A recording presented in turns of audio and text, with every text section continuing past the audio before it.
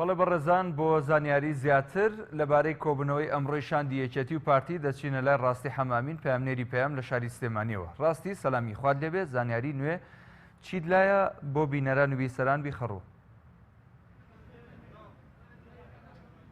سڵاو لە ئێوە بێت شاندێکی باڵای پارتی دیموکراتی کوردستان بە سەرۆکایەتی محمود محەممەد و تەبێشی پارتی دیموکرات وەروەندای مەکتەبی سیاسی هەروە دڵشاد شەهاب و فرسە سۆفی گەشتنە بارگای مەکتەبی سیاسی یەکێتی نیشتیمانی کوردستان کە مێک لە مۆبەر کۆبوونەوەکەیان دەستی پێکردووە.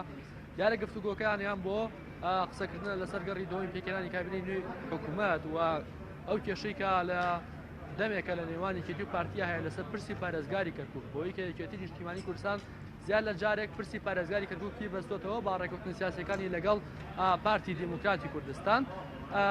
لە ئێستادا دیارە وەک زانیاریەکان یەکێتی نیشتیمانی دیاریکردنی پارێزگارێکی لە پشتی حیزبەکەی خۆی بەچۆتەوە بە ڕادەستکردنی کاندیدەکانی بۆ کابینەی نوێی حکوومەت و بەم پێک گرفتێک دروست بووە لە بەردەم پێکێنانی کابینەکەی مەسعود بارزانی.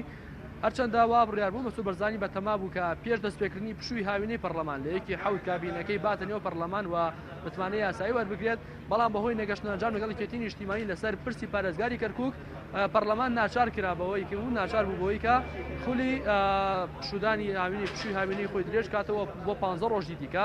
مەسعود بارزانی ئێستا تەنها 12 ڕۆژی لە بەردەستان ماوە بۆی کابینەکەی باتە نێو پەرلەمان و متمانەی یاسایی وەربگرێت. چاوەڕێیەکرێت ئەمڕۆ کۆتا کۆبوونەوەی نێوان پارتی و یەکێتی بێ لەسەر پرسی پارێزگاری کەرکووک لەبەرەوەی کە جیا لە فشارە یاسایەکان کە تەنها 12 ڕۆژ ماوە بۆ پێکێنانی کابینەی نوێمی حکوومەت فشارێکی زۆری ئیقلیمی و نێودەوڵەتی هەیە لەسەر ئەوەی کە ئەبێت حکوومەتی هەرێم پێک بێت و لەوەی زیاتر دوانەکەوێت لەبەرەوەی کە 9 مانگ و ڕۆژێک بەسەر هەڵبژاردننی 30 ئەیلولی پەرلەمانی کوردستاندا تێپەڕ بووە. چاوەڕێیەکرێت ئەمڕۆ کۆتا کۆبوونەوە بکرێت و یەکێتی و پارتی بگەنە ئەنجام لەسەر دیاریکردنی کاندیدێک بۆ پارێزگاری کەرکووک و چاوەڕێیەکرێت لە کۆنگرەیەکی ڕۆژنامەوانیدا پاش کۆبوونەوەکان زانیاری زیاتر بخەنەوە. منەگەڕەمەوە لای بەڕێستان. ڕاستی پێدەچێت کۆبوونەوەی دیکە ئەنجام بدرێت لە داهاتووە پارتی یەکێتی دووبارە کۆ دەبنەوە لەسەر پرسی کەرکووک. چاوەڕێیەکرێت ئەمڕۆ کۆتا کۆبوونەوەیان بێت لەسەرەوە پرسە و لەسەر کاندیدێک بۆ پارێزگاری کەرکووک بگەنە ئەنجام و ڕێوشوێنەکانی و ڕێوڕسمەکانی دیاریکردن و دەستبەکاربوونی پارێزگاری کەرکووک دیاری بکرێت کە بەپێی زانیاریەکان وا دیاری کراوە کۆبوونەوەی پەرلەمانی کوردستان بۆ متمانەدان بە کابینەکەی مەسعود بارزانی و کۆبوونەوەی ئەنجومەنی پارێزگای کەرکووک بۆ متمانەدان بە کاندیدێکی یەکێتی لە کەرکووک لە یەک ڕۆژا بکرێت بەپێی ئەو ڕێکەوتنی کە ئەمڕۆ بڕیار وایە لەسەری ڕێکەوە. باس لەوە ناکرێت ئەو کاندیدەی پارێزگاری کەرکووک چێ دەبێت کۆمەڵێک ناو پێشکەش کراوە لەو ناوانە بۆی هەیە چێ ببێتە پارێزگار.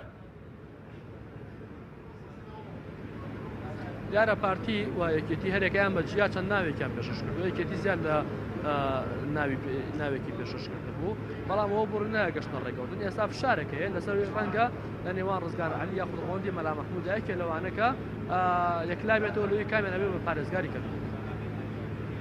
بەڵێ سپاس بۆ پەیامنێرمان ڕاستی حەمامین لە شاری سلێمانیەوە. سپاس بۆ زانیاریەکانت.